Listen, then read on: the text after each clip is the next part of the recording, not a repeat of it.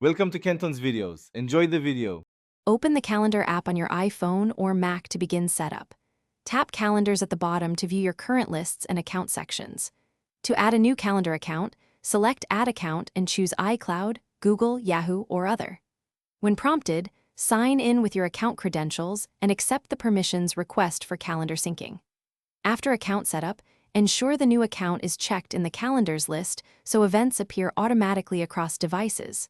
If you have a public calendar URL, choose Other, then add Subscribed Calendar. Paste the calendar URL into the server field and give the subscription a clear name.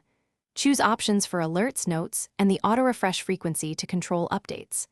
On iPhone, you paste the URL in settings when prompted, then save.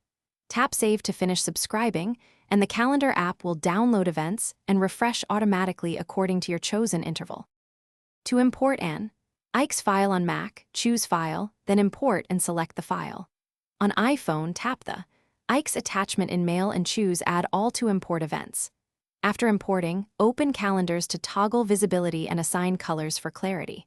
To change which calendar new events use, edit settings and set your default calendar.